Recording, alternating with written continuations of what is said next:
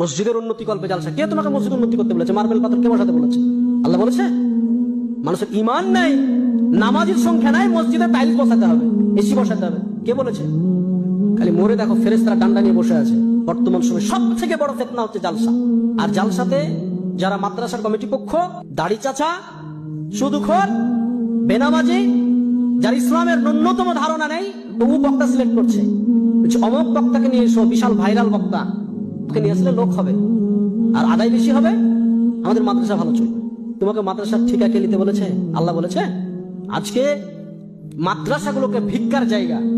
কোন শিক্ষিত সমাজ, মাস্টার, ডাক্তার, ইঞ্জিনিয়ার, প্রফেসর বা যাদের একটু জ্ঞান আছে, তারা মাদ্রাসাকে ভালো চোখে দেখে না কেন? আরে এই বেটাকে যদি এখানে ভর্তি করে দুদিন পর চাইতে যাবে, বেটা তুমি ভিক্ষা চাওয়া শিখাও। মাদ্রাসাতে এই যে জালসা সিজন, এখন ছোট ছোট বাচ্চাগুলোকে 1 মাস আগে থেকে তো ক্লাস নাই, বাড়ি বাড়ি চাল চাইতে পাঠাচ্ছে, যাও জালসা হবে, খানা হবে। তাই ছোট ছোট বাচ্চাদেরকে যাও বাড়ি বাড়ি চাল চেয়ে নিয়ে এসো। ওই মাদ্রাসার আন্ডারে যতগুলো পাড়া আছে, বাড়ি আছে, সব বাড়ি থেকে চাল চেয়ে নিয়ে আসে মাদ্রাসার তালবিলিমরা। এবার শিক্ষিত সমাজ কোন নজরে দেখবে? আমি তো চাইবো না যে আমার বেটা ওই বাড়ি বাড়ি চেয়ে বেটা, আমি চাইবো নাকি? আমি তো জীবনে চাইবো না। আল্লাহ রাসূল বলছেন উত্তম হাত যেটা দিল এটা হচ্ছে উত্তম, আর যেটা নিল এটা হচ্ছে অরুত্তম। আরে মুসলমানরা তো দেয়, আর তুমি ভিক্ষা করা শিখাচ্ছ।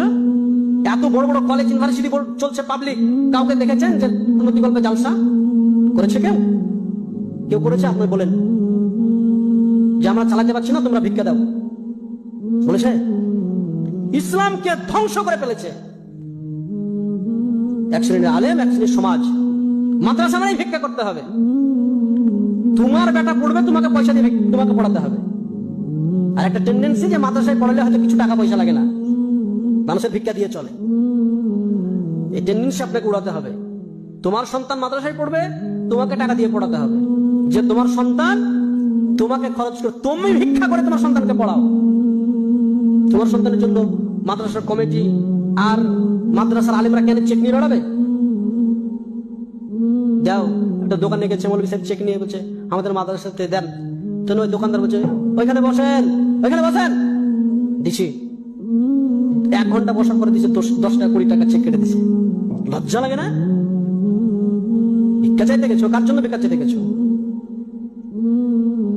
আজকে সারা বিশ্বে মুসলমানদের অবস্থা আপনি দেখেন। মসজিদের উন্নতি কল্পে জালসা। কে তোমাকে মসজিদ উন্নতি করতে বলেছে? মার্বেল পাথর কে বসাতে বলেছে? আল্লাহ বলেছে? মানুষের ইমান নাই, নামাজের সংখ্যা নাই, মসজিদে